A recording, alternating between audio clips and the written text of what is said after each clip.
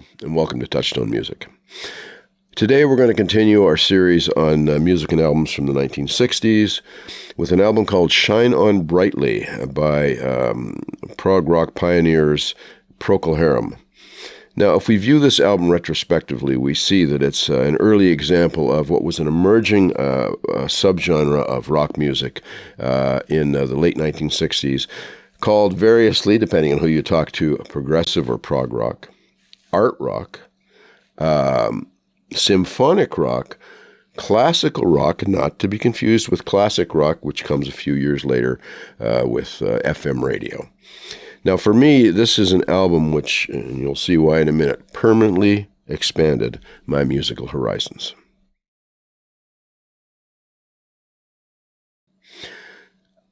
So Procol Harum was formed from the ashes of a previous group called the Paramounts. Now, the Paramounts included three future members of Procol Harum. Robin Trower on guitar, B.J. Wilson on drums and percussion, and last but certainly not least, Gary Brooker on the piano and vocals.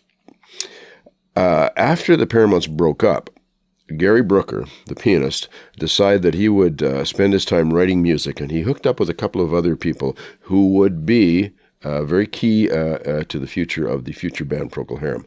One was the lyricist and poet Keith Reid, and the other was the Hammond organ player Matthew Fisher.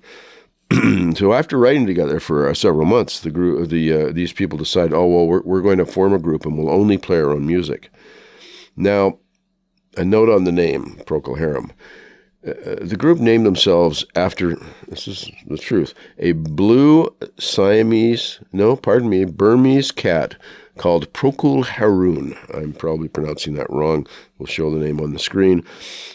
But the band actually accidentally misspelled the name, and it came out Procol Harum.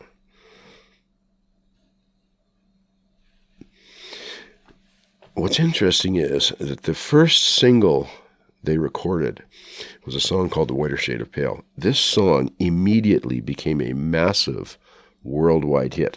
It was a staple on both AM and FM radio for years afterwards. We got to the point where we actually got tired of the song, and it is a wonderful song, but they played it so much. I've never seen a band come out of the gate so quickly with a hit single like that before they even had an album to tour with. So now what they had to do was create an album. The first thing they did was they recruited two more former Paramounts members, Robin Trower on guitar and B.J. Wilson on drums, and they recorded their first album, a self-titled album, in September of 1967. So at this time, the band's lineup looks like this. Gary Brooker on voice and piano, Matthew Fisher, Hammond organ and also on voice, Robin Trower on lead guitar, B.J. Wilson on percussion, David Knights on bass guitar. Keith Reid, even though he's only the lyricist and is not actually performing on stage with the band, at this point is also listed as a member. This was Procol's habit for the next 10 years. Even when he wasn't actually playing on stage with them, Keith was listed as a member of the band, which was unusual. Lyricists didn't usually get that kind of exposure. The album was recorded by record labels Regal Zonophone in the UK and A&M Records in North America. The producer and the assistant producer were a gentleman named Denny Cordell and Tony Visconti, and the reason I mention them is because they went on to become very successful record producers in the late 60s and beyond. So Procol was very lucky. They had two very good people in the studio when they were recording the album. The title, Shine On Brightly, was taken from the name of one of the songs on the album, by the way. Like other progressive bands, Yes and King Crimson come to mind. The recording appears to have been done in sections, and the pieces then fit together like a jigsaw puzzle. The music also reflected Reid's and Brooker's glowing confidence as songwriters. You can see them becoming far more experimental and daring on this album. Okay, as always, we're going to talk a bit about the record cover. Now, the reason we keep talking about this is because in the late 60s, album covers suddenly became pop art. I think the Beatles, with their albums like Sgt. Pepper's and Revolver, started this trend, and people immediately picked up on it, and now artists were sort of lining up to do the artwork for these album covers. Now, on this is the A&M release, by the way, in North America. What we have is this surrealistic Salvador Dali-esque front cover art for the U.S. release. It shows a mannequin leaning against an upright piano, which is sitting in the middle of a desert for some reason, and it's shot using a yellow-green filter, so it gives it a very eerie, otherworldly look. Now, this is important because in my case, in early 1969, I was flipping through the racks looking at different records, and I came across this album cover. Now, this particular record store that I was in was unusual because what they had was a series of listening booths, sound booths. They were glass booths that had a record player in each one, and you could go in and listen to the album and decide whether or not you wanted to buy it. This is very unusual because usually if you broke the seal on an album, you paid for it. In this case, they said, no, go ahead, listen to it, decide whether or not you want to buy it. Now, when I came across this album on the racks, I did not connect up the name Procol Harum with the massive hit that was still getting massive airplay a year after it had come out, Whiter Shade of Pale.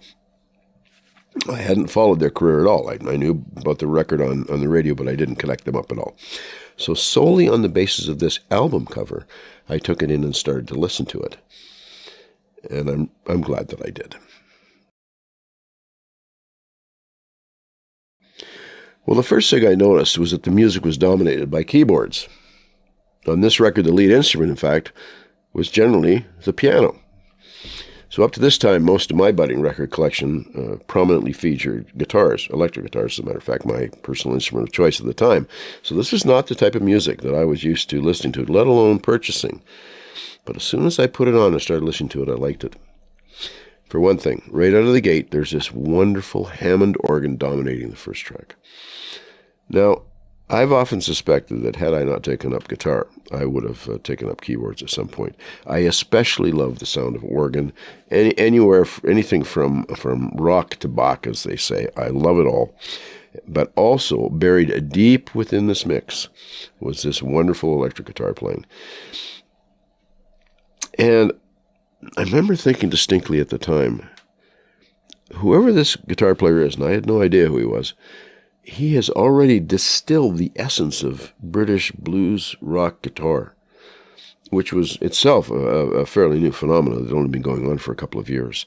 And I was so impressed that he had this high-energy assault. It was very bluesy. He didn't waste a note. It was drenched in vibrato. I could hear that he already had his own identifiable style, which was very important for young guitarists in those days.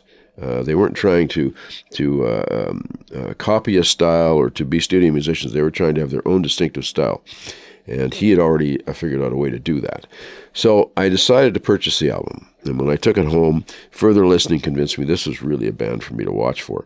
I made a mental note of the name, Procol Harum, and also of the guitar player, Robin Trower, because I wanted to watch for further releases from them to see if my initial impression was correct, which was this was a group and an individual that I expected great things from, and I was not to be disappointed.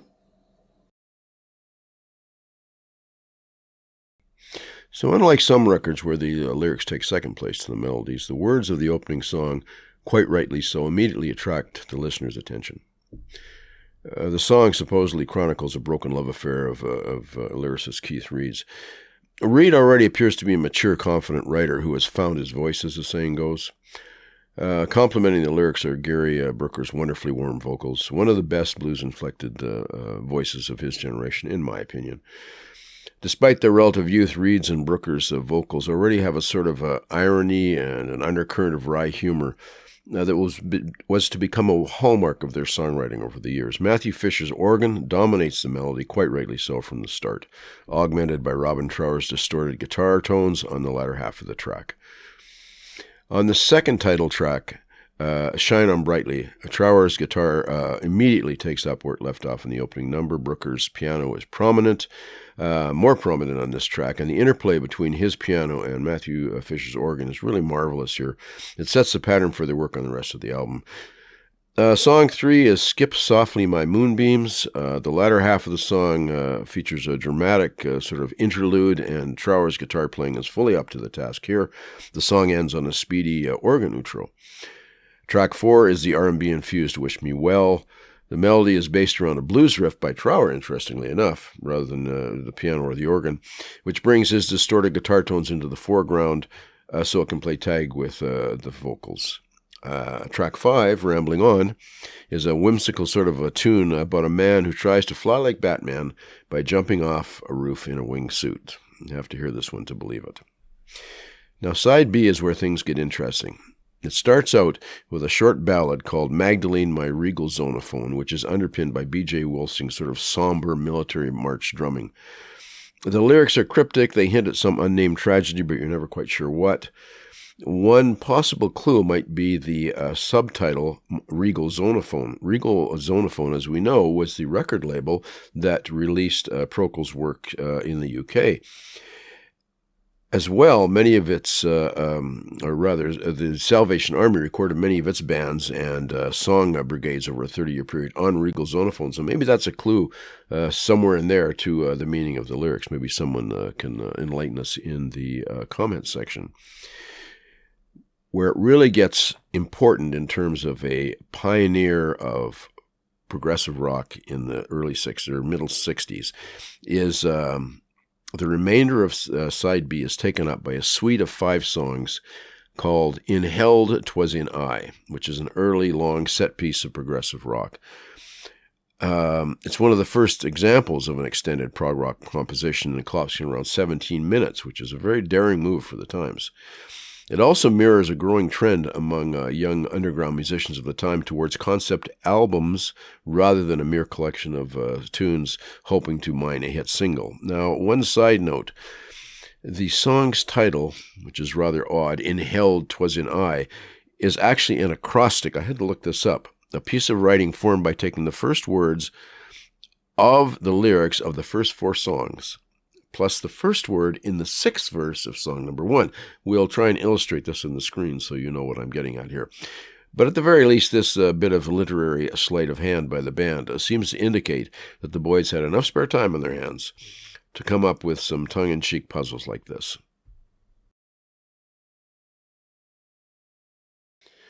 Unlike their first self-titled album, which seemed to me to be sort of just a scattershot of individual songs, Shine On Brightly has far more cohesive feel. Now, having said that, I did listen to their first album the other day, and I was surprised. I'd forgotten, I hadn't heard it for many years, how many good songs there are on it. It's just not tied together in the same cohesive way that they did when they recorded Shine On Brightly. Now, I've been thinking about that, like, why is it that this album is so cohesive, Shine On Brightly? Well, partly it's the addition of the long suite on side B. The 5 songs in the suite each seem to have something to do with man's search for meaning in life, and the transitions between them are also very carefully crafted. Partly it's the addition of more care and attention being played to the songs appearing on the record, as well as the transitions between the songs.